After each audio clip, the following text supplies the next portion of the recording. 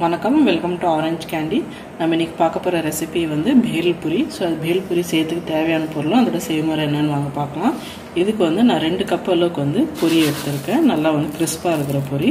So வாங்க மீதி recipe எப்படி செய்யறதுன்னு பார்க்கலாம்.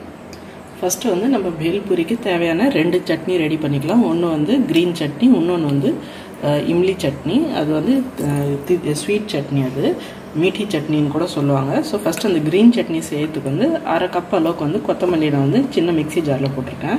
அது கூட வந்து 1/2 இன்ச் சைஸ் வந்து இஞ்சி, அப்புறமா காரத்துக்கு 1 பச்சை மிளகாய். அது இது கொஞ்சமாக தண்ணி விட்டு நம்ம பேஸ்ட்டாக அரைச்சி எடுத்துக்கலாம். இப்போ பாருங்கள், நம்மளுக்கு வந்து சூப்பரான தீக்கி சட்னி இல்லைன்னா க்ரீன் சட்னி ரெடி ஆகிடுச்சு. வாங்க இப்போ வந்து நம்ம மீட்டி சட்னி இல்லைன்னா இனிப்பு சட்னி எப்படி செய்யுதுன்னு பார்க்கலாம். மீட்டி சட்னி செய்யறதுக்கு வந்து நம்ம வந்து 1/4 கப் அளவுக்கு வந்து புளி கரைசலை வந்து ஒரு கடாயில் ஆட் பண்ணிக்கலாம். இப்போ இந்த புளி கரைசல் வந்து இதோட பச்சை வாடை போகிற வரைக்கும் ஸ்லைட்டாக நம்ம வந்து கொதிக்க விட்டுடலாம். நம்ம புளி கரைசல் வந்து கொதிக்க ஆரம்பித்தோன்னா நம்ம 1 டேபிள் ஸ்பூன் அளவுக்கு வந்து லைன் டேட் சிரப் ஆட் பண்ணிக்கலாம். நீங்கள் வந்து ரெகுலர் மீட்டி சட்னியில் வந்து லைன் டேட் சிரப் யூஸ் பண்ண மாட்டாங்க, அதுக்கு பதிலாக பேரிச்சம்பழம் யூஸ் பண்ணுவாங்க. ஸோ இந்த இதுக்கு வந்து நீங்கள் 5-6 பேரிச்சம்பழம் வந்து விதையை நீக்கிட்டு தண்ணியில் ஊற வச்சு மிக்சியில் அரைச்சி இதில் வந்து ஆட் பண்ணிக்கலாம். நான் வந்து மிக்சியில் அரைக்காமே டைரெக்டாக சிரப்பை வந்து நான் ஆட் பண்ணுறேன். ஸோ அதுவே வந்து பேரிச்சம்பழத்தோட இனிப்பும் ஃப்ளேவரும் கொடுக்கும். இது வந்து நம்ம புளி கரைச்சலும் நம்மளோட பேரிச்சம்பழம் பேஸ்ட்டும் வந்து பாதியாக வந்து ரெடியூஸ் ஆகிற வரைக்கும் நம்ம வந்து நல்லா கொதிக்க விட்டுருலாம். இப்போ பாருங்கள், இது வந்து நல்லா ரெடியூஸ் ஆகிடுச்சு, அப்புறம் நல்லா திக்காகவும் ஆகிடுச்சு. அவ்வளோதாங்க, நம்ம மீட்டி சட்னியும் குவிக்காக வந்து ரெடி ஆகிடுச்சு. இப்போ வாங்க நம்ம எப்படி பேல் பூரி வந்து ஃபுல்லாக ரெடி பண்ணுறதுன்னு பார்க்கலாம். நம்ம இப்போ 2 விதமான சட்னியும் ரெடி பண்ணிட்டோம். இப்போ எப்படி அசம்பிள் பண்ணுறதுன்னு பார்க்கலாம். ஃபஸ்ட்டு வந்து ஒரு மிக்சிங் பவுலில் வந்து 2 கப் அளவுக்கு வந்து பொரி, நல்லா கிறிஸ்பான பொரியாக எடுத்துக்கோங்க. அது கூட வந்து ஒரு 3 டேபிள் ஸ்பூன் அளவுக்கு வந்து மிக்சர் ஆட் பண்ணிக்கோங்க. அது கூட வந்து 1/2 கப் அளவுக்கு வந்து அதாவது ஓமப்பொடி ஆட் பண்ணிக்கோங்க.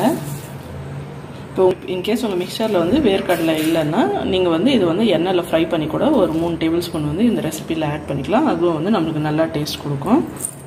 இது கூட வந்து உருளைக்கிழங்கு, ஒரு பெரிய சைஸ் உருளைக்கிழங்கு வந்து நல்லா வேக வச்சு தோல் உரித்து நல்லா க்யூப்ஸ் மாதிரி கட் பண்ணி வச்சுருக்கேன். ஸோ அதுவும் ஆட் பண்ணிக்கலாம். ஒரு பாதி கப் அளவுக்கு வந்து பொடியாக நறுக்கின வெங்காயம், அதுவும் ஆட் பண்ணிக்கலாம். அது கூட வந்து பாதி கப்பு வந்து பொடியாக நறுக்கின தக்காளி, அதுவும் ஆட் பண்ணிக்கலாம். இப்போ இது எல்லாமே வந்து நம்ம கொஞ்சம் நல்லா மிக்ஸ் பண்ணி விட்டுக்கலாம்.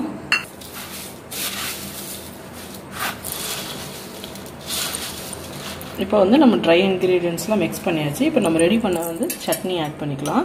இப்போ நம்ம ஃபஸ்ட்டு ரெடி பண்ண வந்து மீட்டி சட்னியில் வந்து 3 டேபிள் ஸ்பூன் அளவுக்கு வந்து நம்ம ஆட் பண்ணிக்கலாம்.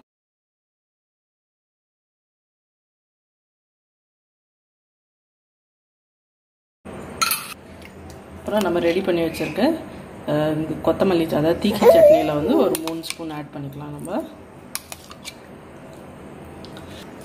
இப்போ இதெல்லாமே நம்ம நல்லா மிக்ஸ் பண்ணி விட்டுக்கலாம்.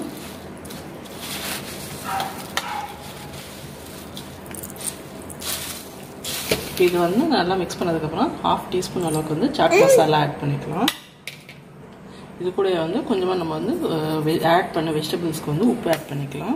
அவ்வளோதாங்க, நம்ம ஆல்மோஸ்ட் நம்ம பேல் பூரி ரெடி. இப்போ வாங்க நம்ம இதை சர்வ் பண்ணிடலாம். ஃபைனலாக வந்து இது மேலே வந்து பொடியாக நறுக்கினா கொத்தமல்லி ஆட் பண்ணிக்கோங்க. ஆட் பண்ணிட்டு மேலே வந்து நம்ம ஓம்பொடி வந்து சர்வ் பண்ணுறதுக்கு முன்னாடி போட்டு கொடுத்துடலாம்.